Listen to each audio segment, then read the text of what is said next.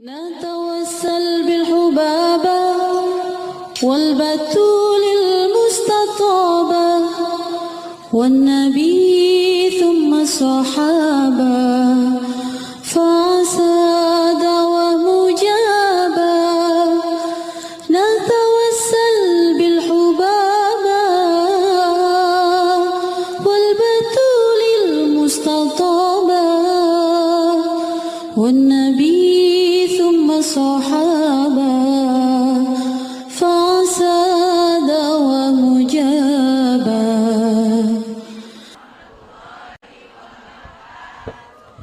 Alhamdulillah. Wassalatu wassalamu ala Rasulillah Muhammad ibn Abdillah wa ala alihi wa sahbihi wa man walah. Subhanaka la ilma lana illa ma 'allamtana innaka antal alimul hakim. Rabbi syrah li sadri wa yassir li amri wahlul 'uqdatan min lisani yafqahu qawli, amma ba'du. Alhamdulillah, sama-sama kita hormati, kita sayangi pimpinan Majelis Ta'lim An-Niswah beserta seluruh kepengurusan beserta seluruh kepanitiaan. Kita doakan semoga semuanya berada dalam rahmat ridha Allah Subhanahu wa taala. Dipanjangkan umurnya, disehatkan badannya, dimudahkan urusannya, dikabulkan hajatnya, semakin dicinta Allah Subhanahu wa taala dan Rasulnya. Para syaraif, para ustazah, para pimpinan-pimpinan majelis ta'lim, pimpinan-pimpinan pondok pesantren, serta tentu saja semua yang hadir di majelis ini, baik ibu-ibu, kakak-kakak, adik-adik, anak-anak, yang semoga semuanya dirahmati dan dicintai Allah, disayangi dan disyafaati Nabi besar Muhammad sallallahu alaihi wasallam, dan dibahagiakan hatinya, dikaruniai jalan takwa dalam kehidupannya. Amin ya rabbal alamin. Tema kita pada pagi hari ini menjadi wanita, sebentar ya, jadilah wanita yang paling bahagia dengan takwa. Temanya panjang nih. Tema panjang gini biasanya bukan saya yang bikin. Permintaan panitia. Untuk kita semuanya menjadi hamba-hamba Allah Subhanahu wa taala yang selalu berbahagia dengan menempuh jalan takwa. Saudaraku sekalian yang saya muliakan, apa itu bahagia? Ini tentu saja orang macam-macam mengartikan bahagia ya. Tapi bahagia itu kurang lebihnya adalah keadaan hati di mana seseorang merasa tenang dan nyaman, tidak ingin berpindah kepada rasa yang lain. Itu bahagia. Kalau orang lagi sakit dan dia tidak merasa nyaman, dia pasti akan bilang bahwa dia tidak bahagia. Orang lagi gak punya duit, terus dia ngerasa susah dengan dia gak punya duit, dia berharap kalau ada uang enak nih, itu berarti dia tidak sedang bahagia. Kalau ada adik-adik jomblo yang suka baper ngelihat ada orang gandengan, bahkan tersinggung ketika ngelihat tulisan di belakang truk, tulisannya truk aja gandengan, kamu kapan? Dan dia berpikir kalau saya punya suami enak nih.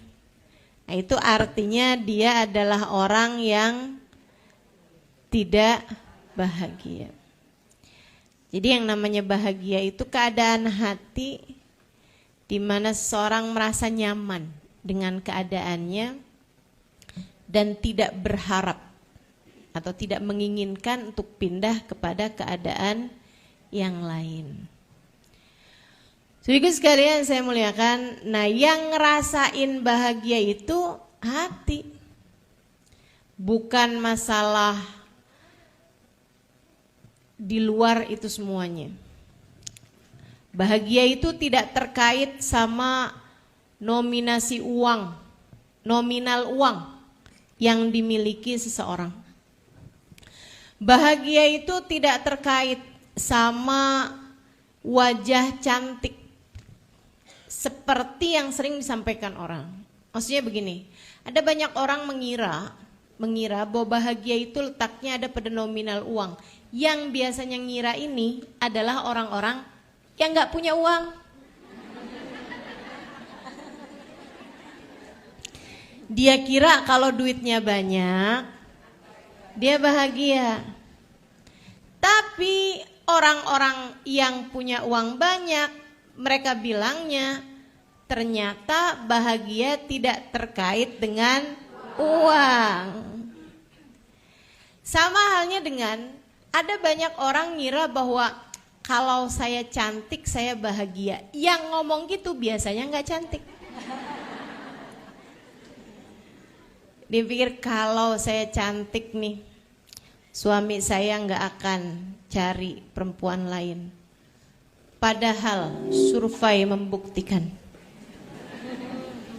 banyak suami-suami yang ketika mohon maaf menyelingkuhi istrinya, gitu ya, itu seringnya perempuan selingkuhannya itu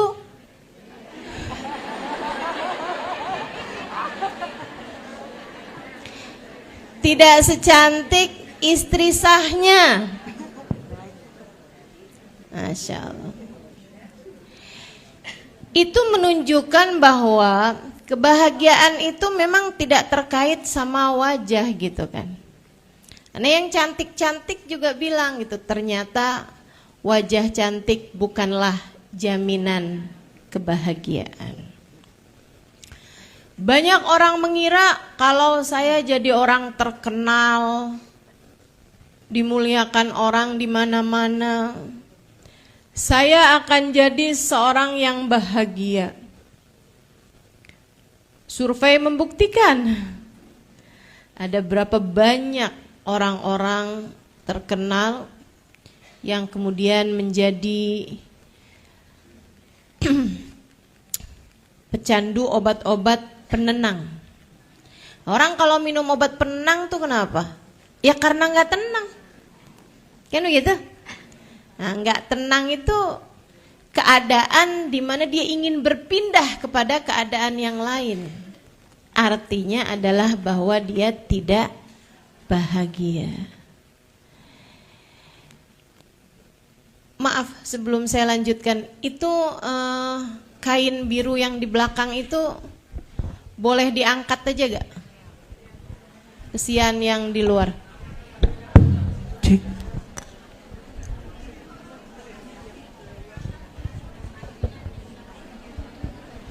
Allah.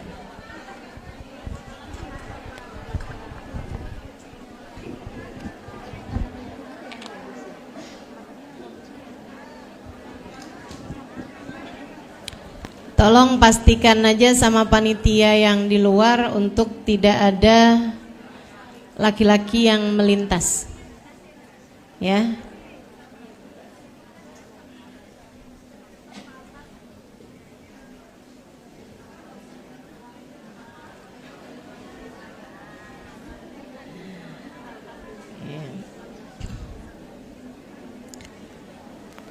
Ini ada banyak teman-teman kita di atas juga ya.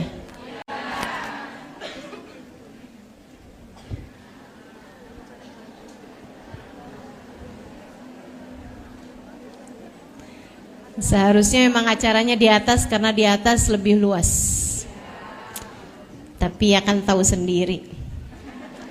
Kalau perempuan tuh kan ada masa-masanya nggak boleh masuk masjid. Jadi saya sekarang dalam masa nggak boleh masuk masjid.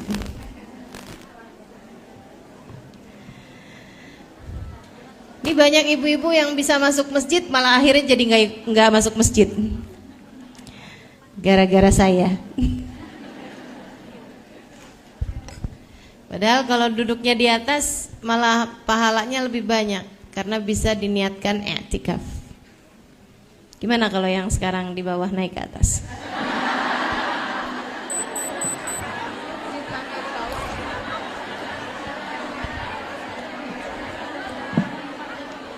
Baik.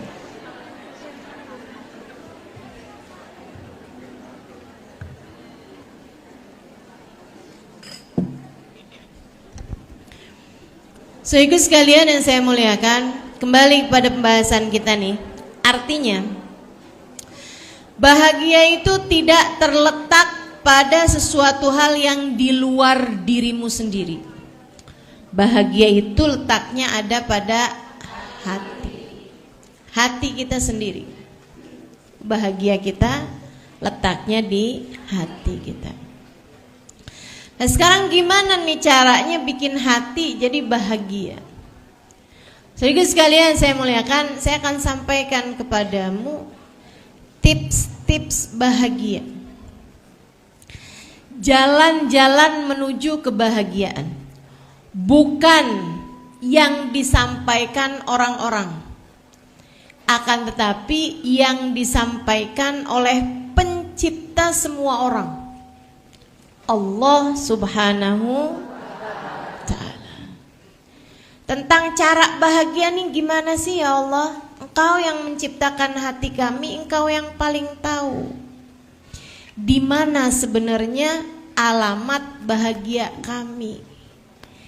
Biar hati kami nih ya Allah selalu merasa bahagia, tak ingin berpindah kepada keadaan yang lain. Saudara sekalian saya muliakan, nih ya, kayak sekarang duduk di sini nih. Yang duduk sekarang lihat saya misalnya gitu. Apakah kamu ingin berpindah kepada keadaan yang lain?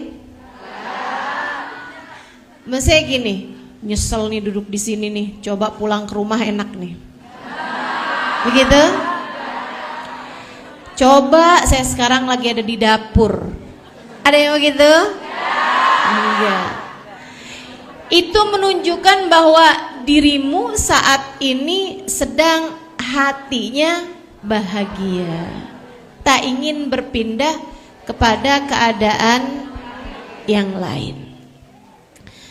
Buat yang mungkin sekarang gak lihat saya karena ada di atas, kamu juga harus bisa merasa bahwa alhamdulillah saya hadir majelis pada hari ini dan saya duduk di dalam masjid, sehingga bersama dengan saya duduk saya juga bisa bernilai i'tikaf. Nah, i'tikafnya pahalanya sangat banyak. Artinya bahwa semua dari kita masing-masing berkemungkinan untuk menjadi orang-orang yang bahagia.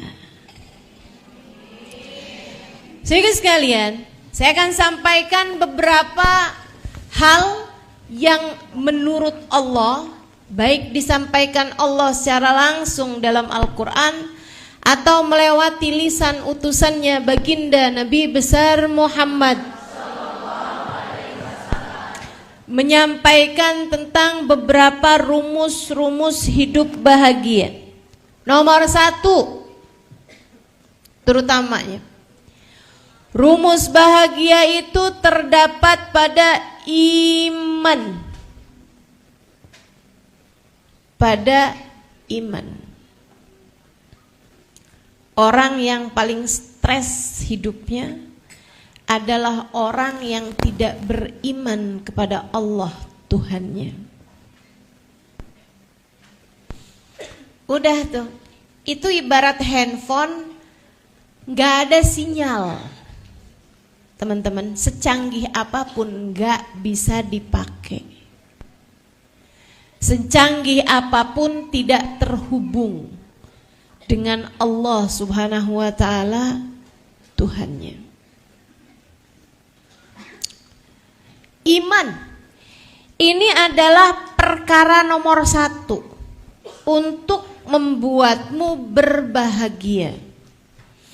Orang yang beriman adalah orang yang faham bahwasanya hidup tidak berada dalam kendalinya. Hidup ada yang ngatur, hidup ada pemutusnya, hidup ada yang mentakdirkannya. Namanya Allah Subhanahu wa taala yang telah berfirman, innallaha ala kulli syai'in qadir. Sesungguhnya Allah terhadap segala sesuatu maha berkuasa. Yang telah berfirman, innama amruhu idza arada syai'an ayyaqula lahu kun fayakun. Sesungguhnya urusannya Allah, apabila menghendaki sesuatu hanya berkata jadilah, maka jadilah sesuatu tersebut. Saudara sekalian yang saya muliakan, orang yang beriman sudah mendapatkan tiket kebahagiaan. Itu kayak udah dikasih ruangan nih baratnya ya, udah dikasih kuncinya. Nih, silahkan. Tinggal masalahnya ada yang make, ada yang gak make. Nah ini yang saya berharap kamu yang hari ini mendengarkan ucapan-ucapan saya menjadi orang-orang yang memakai kunci kebahagiaan berupa keimanan ini untuk mulai kamu bergerak menujunya, mulai membukanya, hingga kamu bisa menjadi orang-orang yang berbahagia dengan keimananmu itu. Saya sering naik pesawat terbang. Karena kan jadwal banyak keluar kota tuh. Nah, keluar kota, keluar pulau naik apaan? Kalau naik kapal laut kan gak keburu waktunya. Jadi sekalian saya muliakan, gak mungkin mau ke Sumatera naik odong-odong. Naiklah pesawat terbang. Di dalam pesawat terbang saya suka liatin orang tidur. Asal naik, adem gitu kan. Bahkan ada yang pesawat belum naik nih, dia udah tidur. Saya sendiri juga, saya sebenarnya bukan orang yang mudah tidur di kendaraan. Tapi kalau di pesawat rasanya kayak di ayun-ayun gitu. Jadinya mata berat banget, ngantuk. Teman-teman sekalian, kenapa orang bisa tidur naik pesawat terbang? Karena dia tahu di depan ada pilotnya. Tapi kalau misalnya nih ya, saya yakin aja, baru naik pesawat terus diumumin, mohon maaf di pesawat terbang di sini nih ada yang bisa nyetir pesawat terbang nggak? Karena pilotnya lagi pingsan, itu pasti yang lagi tidur pada bangun semua. Betul nggak? Pasti tuh semuanya kayak, oh, waduh, gimana nih? Panik teman-teman. Jadi kenapa orang bisa tidur di pesawat terbang? Karena dia tahu ada pilotnya. Orang tuh begitu tahu pesawat terbang ini ada pilotnya, orang merasa tenang, merasa bahagia, bisa tidur. Saudara sekalian saya muliakan, padahal kalau ditanyain pilotnya siapa? Au? Siapa di antara kita yang kalau mau naik pesawat terbang repot-repot nyari tahu siapa nama pilotnya? Gimana kondisi dia? Gimana kesehatan dia gitu? Nggak ada. kita udah merasa cukup tenang. Ini adalah maskapai yang cukup kredibel, misalnya ya, cukup akurat, cukup aman. Kemudian kita beli tiket pesawat terbang, naik di atas pesawat terbang kita bisa tidur. Karena kita tahu di depan sana ada pilot yang akan mengendalikan pesawat. Saudaraku sekalian, jika naik pesawat terbang aja kamu merasa tenang karena tahu ada pilotnya, padahal kamu gak kenal sama pilotnya, kenapa hidup kamu merasa gak tenang, padahal kamu tahu bahwa hidup ini ada Allah, ada supirnya, ada pengendalinya. Dan pengendalinya, saudaraku sekalian, tahu segala sesuatu. Bukan hanya itu, pengendalinya tahu yang terbaik untuk dirimu. Pengendalinya tahu persis siapa kamu dan apa yang kamu perlukan untuk hidupmu. Dan dia bahkan mengizinkanmu untuk mengenal dirinya. Dia bahkan mengizinkanmu untuk mengenal dirinya. Dia bahkan telah memperkenalkan dirinya kepadamu. Innani anallah, la ilaha illa ana, fa'budni wa aqimis salata lidzikri. Kata Allah, sungguhnya aku adalah Allah, la ilaha illa ana. Tidak ada Tuhan kecuali aku. Tidak ada yang mengatur hidupmu selain aku. Tidak ada yang memberikan kehidupan, kematian, sakit, kesembuhan kecuali aku. Tidak ada yang memberi kepadamu, tidak ada yang menghalangkan kepadamu kecuali aku. Kamu bahkan tidak dapat melangkah kecuali dengan izinku. Tidak ada daun jatuh dari pohonnya kecuali dengan izinku. Kamu aku perkenankan menghembuskan nafas. Kamu aku perkenankan untuk berjalan seluruh anggota tubuhmu ini dengan fungsinya masing-masing. Semuanya aku berikan kepadamu. Sebab kamu hambaku, aku adalah Tuhanmu. Tidak ada pengatur hidupmu kecuali aku.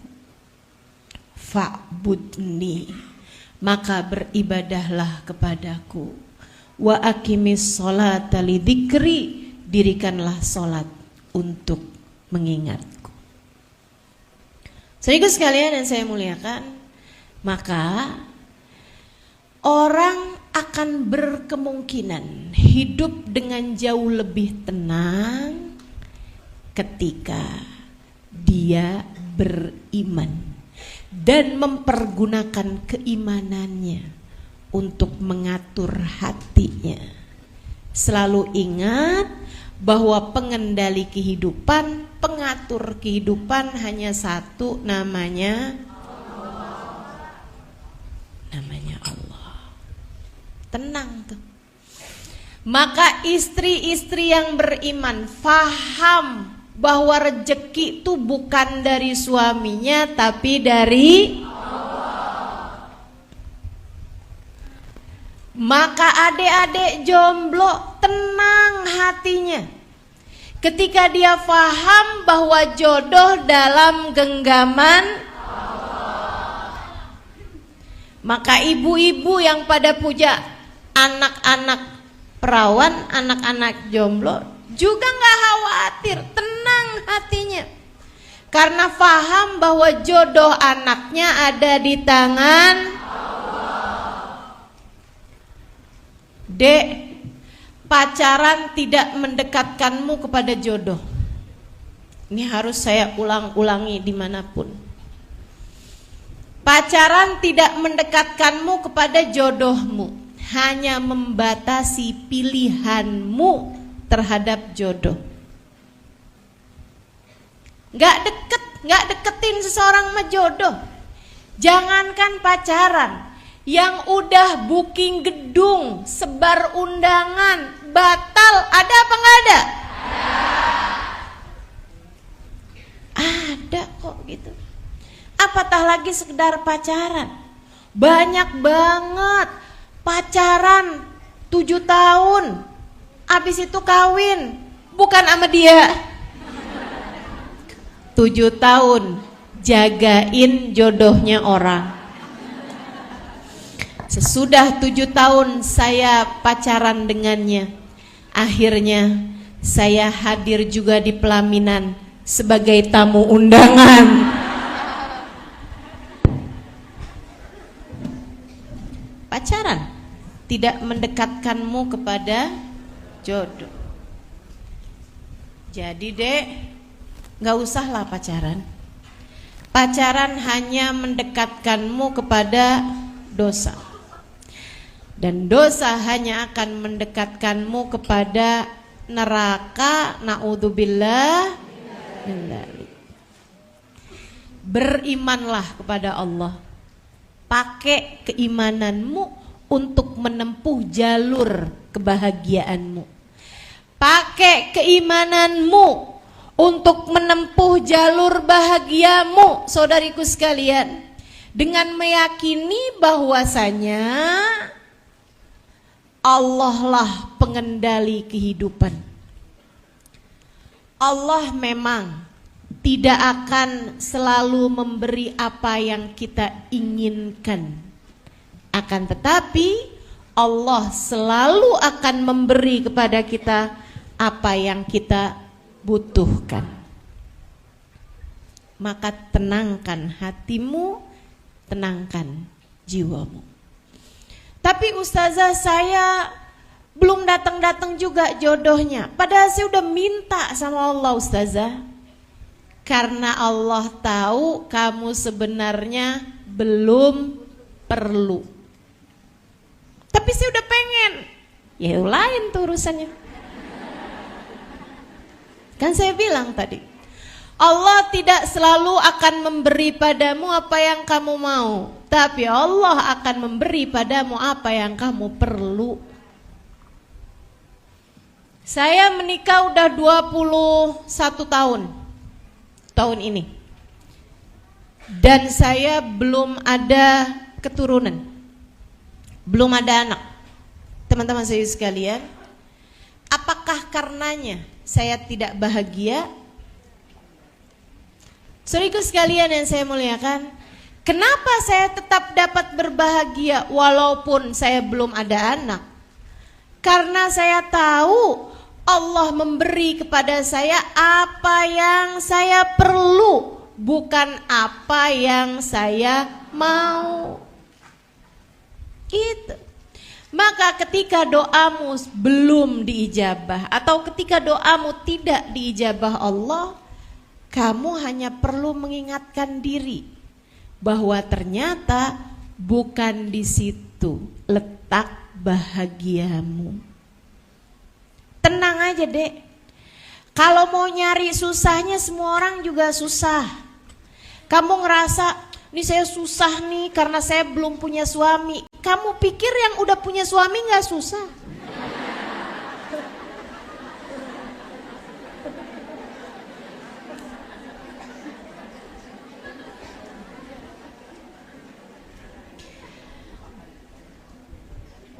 Orang lagi zaman sekolah, kalau saya udah kerja enak nih.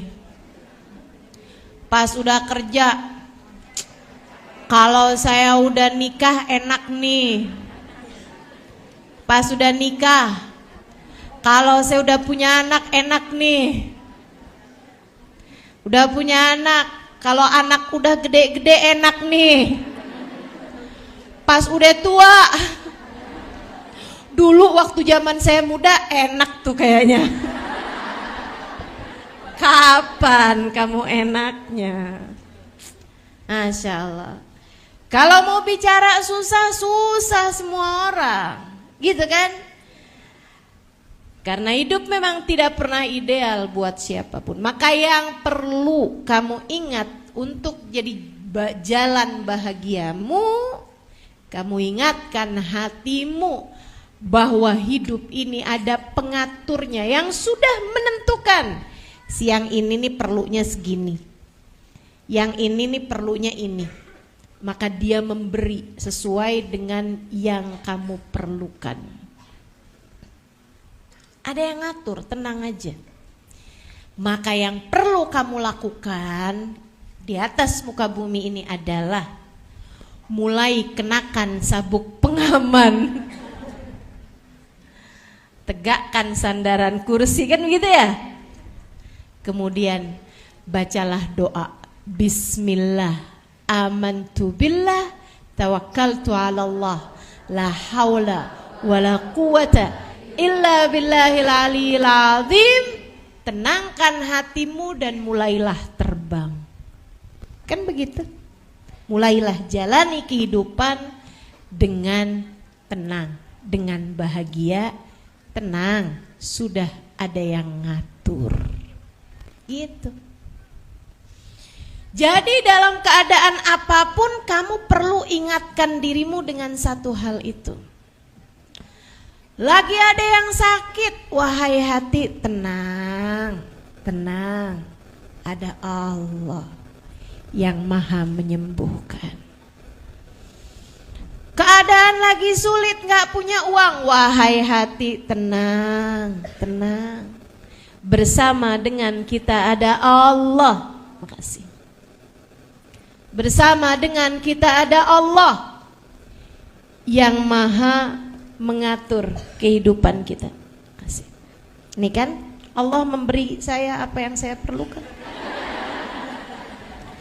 Tanpa perlu saya ngomong sama siapa-siapa dari tadi, nggak enak banget nih. Duduknya kurang sandaran. Doakan mudah-mudahan cepat sehat. Teman-teman saya ikut sekalian yang saya muliakan, maka kita hanya perlu tahu bahwa Allah akan selalu memberi kepada kita apa yang kita perlukan. Teruslah ingatkan diri dalam segala keadaan. Tenang wahai diri, ada Allah. Tenang wahai hati, ada Allah. Apapun saja kondisimu, selalulah ingatkan hati dengan hal tersebut. Nomor 1 dari kunci kebahagiaan adalah iman. Yang nomor 2, kunci kebahagiaan adalah zikrullah.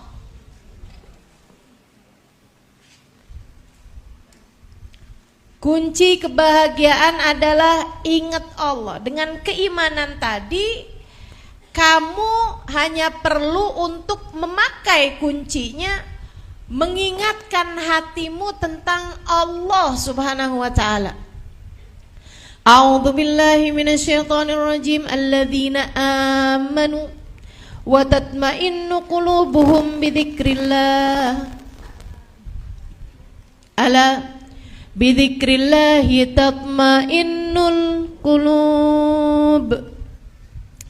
Kata Allah, alladzina amanu, orang-orang yang beriman, wa tatma'innu qulubuhum bidzikrillah, hati mereka senantiasa tenang bidzikrillah karena mengingat Allah. Ala bidzikrillah tatma'innul qulub. Ketahuilah, hanya dengan mengingat Allah, hanya dengan mengingat Allah yang didasari dengan keimanan, tatmainnul qulub, hatimu menjadi tenang. Hanya dengan mengingat Allah yang didasari dengan keimanan yang tadi itu, maka hati akan menjadi tenang. Sehingga sekalian saya muliakan, hatimu tenang ketika kamu ingat Allah Subhanahu wa taala. Maka jangan mau menjadi hati yang gelisah dengan lupa kepada Allah. Orang kalau lupa mulu sama Allah, nggak ada inget-ingetnya sama Allah, hatinya gelisah terus-terusan. nggak akan berada di titik nyaman di mana dia tidak menginginkan yang lainnya. Kalau teman-teman tanya, Ustazah, apa yang Ustazah inginkan? Kapan? Saat ini? Ya di sini sekarang. Apa yang sedang saya inginkan saat ini? Berbicara padamu. Apa yang sedang saya inginkan saat ini di sini adalah berbicara padamu. Berbicara padamu, mengingatkanmu tentang Allah. Adalah duduk di sini, pegang mic, mudah-mudahan mic-nya nggak mati-mati sampai selesai saya berbicara. Kan begitu ya? Menyampaikan kepadamu tentang jalan hidup yang bahagia. Teman-teman, sungguh nggak terkait dengan harta. Saya banyak ketemu orang kaya yang hidupnya sengsara. Saya banyak jumpa orang kaya yang hidupnya menderita. Ustazah, doakan saya. Kata seseorang, kamu nggak kenal, nggak usah mikir-mikir. Ustazah, doakan saya. Dengan linangan air mata dia berkata, seseorang yang hartanya nggak berseri duitnya. Saudara sekalian, saya bilang, kenapa saya Ustazah tiap malam nggak bisa tidur? Saya Ustazah tiap malam liatin anak saya nangis Ustazah. Saya rasa saya tidak akan mendampingi masa-masa hidupnya. Saya bilang, kenapa? Kamu kena sakit yang membuat kamu akan segera meninggal dunia gitu, kata dokter misalnya. Enggak juga Ustazah, saya sebenarnya enggak kenapa-napa. Saya sendiri juga enggak tahu kenapa.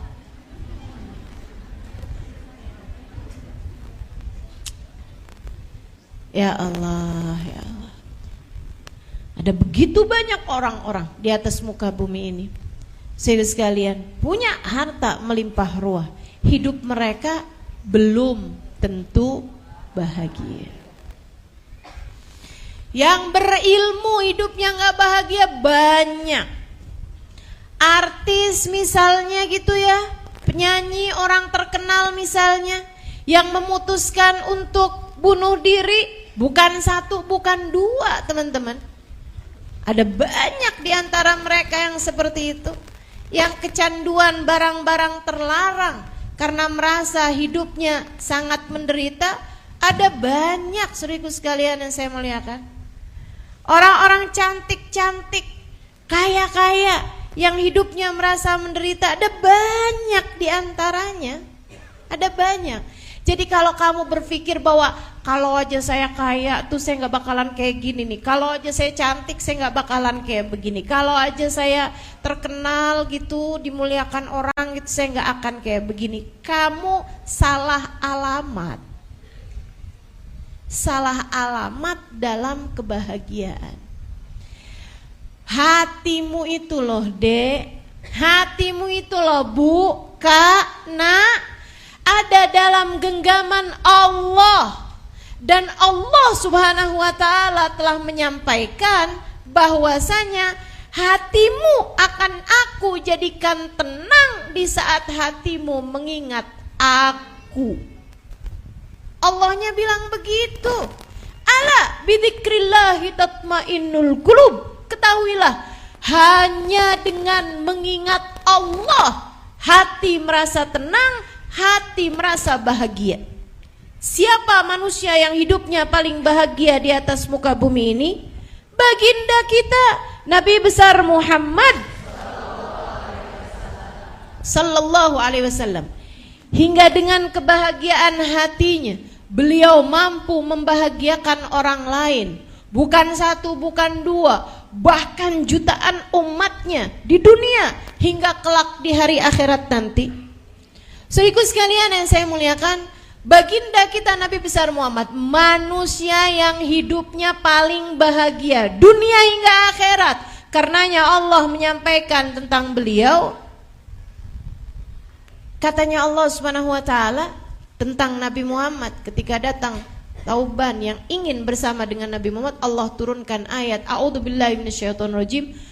Man yuti'illaha war rasul faulaika ma'alladina an'amallahu alaihim minan nabiyyin wasiddiqin wasyuhada wassalihin wa hasuna ulaika rafiqa.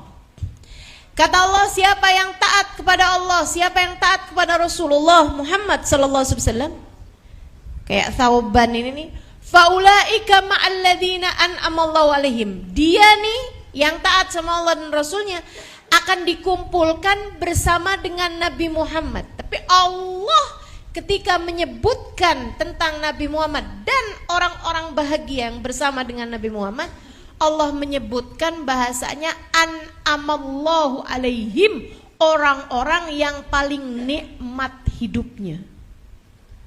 Yang paling nikmat hidupnya, yang diberi kenikmatan sama Allah paling banyak.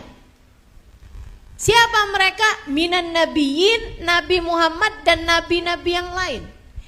Jadi Allah mensifati Nabi Muhammad dengan an'amallahu alaihim, orang yang dikasih kebahagiaan paling banyak, orang yang paling nikmat hidupnya. Saudaraku sekalian yang saya muliakan,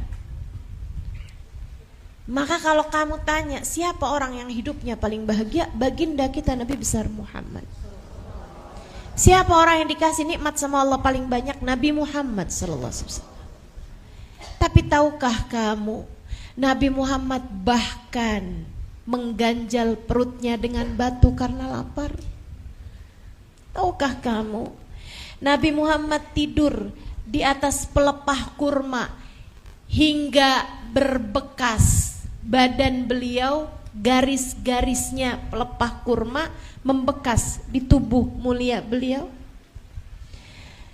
Tahukah kamu, Nabi Muhammad alaihi wasallam, manusia paling bahagia ini makan dan tidak ada lauknya. Roti keras gak ada lauknya. Minta lauk sama istrinya, istrinya bilang kita sedang punya tidak sedang punya apa-apa Rasulullah kecuali cuka. Nabi Muhammad bilang, hati, kemarikanlah kalau begitu. Nabi pun mulai mencocol roti keras beliau dengan cuka. Saudara sekalian, Nabi Muhammad memakannya. Kayak apa tuh rasanya? Gimana wajah beliau ketika memakan makanan tersebut? Nabi Muhammad memakannya dengan tersenyum bahagia. Sampai sesudah makan, istrinya bertanya, bagaimana rasanya wahai Rasul? Karena rupanya istrinya aja gak pernah nyoba. Nabi Muhammad menjawab, ni'mal idamul khal. Saya baru tahu ternyata lauk paling enak adalah cuka. Kenapa begitu wahai Rasul? Karena Nabi Muhammad mengingat Allah dalam setiap waktunya, faham bahwa rezeki ini dari Allah. Maka Allah pun menjadikan hati Nabi Muhammad lapang. Allah pun menjadikan hati Nabi Muhammad tenang. Allah pun menjadikan hati Nabi Muhammad bahagia bidzikrillah, dengan beliau senantiasa mengingat Allah. Istri yang selalu mengingat Allah bahagia, siapapun suaminya. Dia lihat suaminya senyum. Suaminya nanya, kamu senyum-senyum kenapa? Seneng jadi istri abang.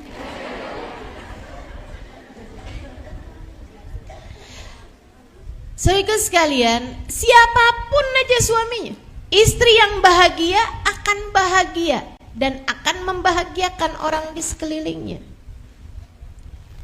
Kenapa gitu? Karena dia ketika melihat suaminya, yang dia lihat bukan saldo rekeningnya, yang dia lihat bukan seberapa tebal dompetnya, yang dia lihat bukan seberapa banyak laki-laki tersebut bisa transfer kepadanya. Akan tetapi saat dia melihat suaminya, dia mengingat Allah. Inilah laki-laki yang Allah jadikan surgaku berada dalam tangannya. Inilah laki-laki yang Allah jadikan kunci surgaku ada dalam tangannya. Maka dia pun bergegas menuju surganya dengan mendekati yang pegang kunci surga. Gitu. Maka kalau suaminya lagi nyenengin, lagi gampang dihadapin, alhamdulillah, surga emang adem, surga emang enak nih, pantes aja nih surga. Kalau suaminya lagi menyebalkan, saya percaya dia pemegang kunci surga, karena surga memang berat.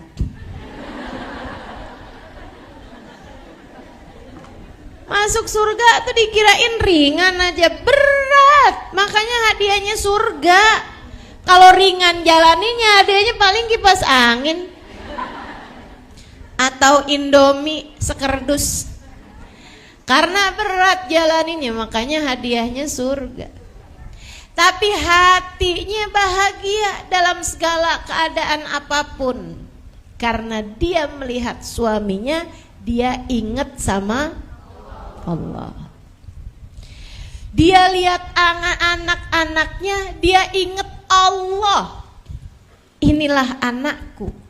Seseorang yang kalau saya meninggal dunia nanti, semua perbuatannya, kebaikannya mengalir ke dalam kuburku.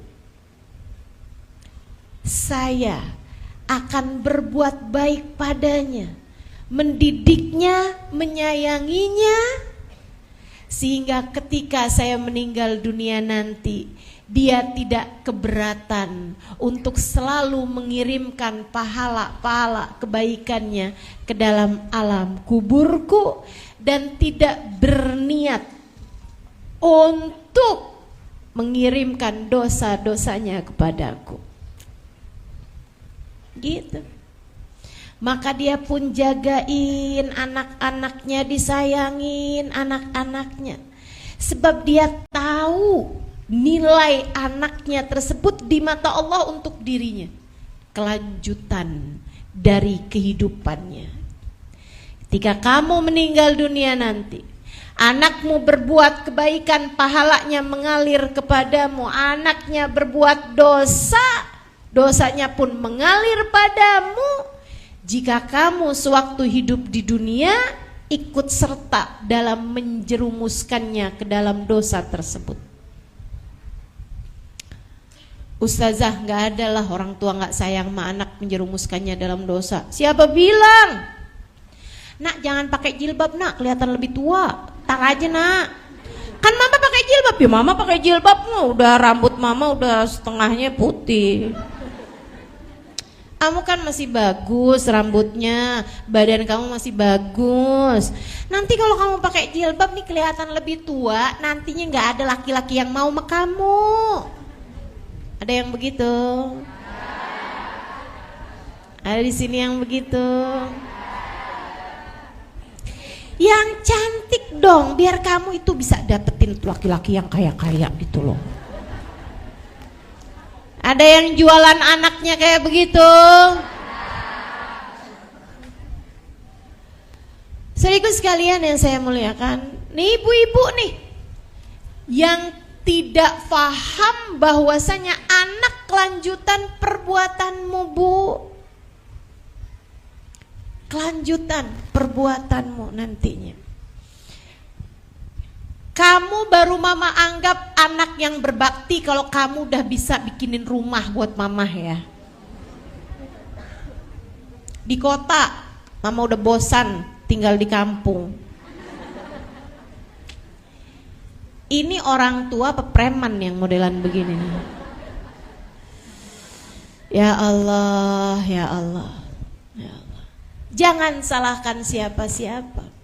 Kalau anak-anak kemudian menjadi orang yang untuk mendapatkan harta menghalalkan segala cara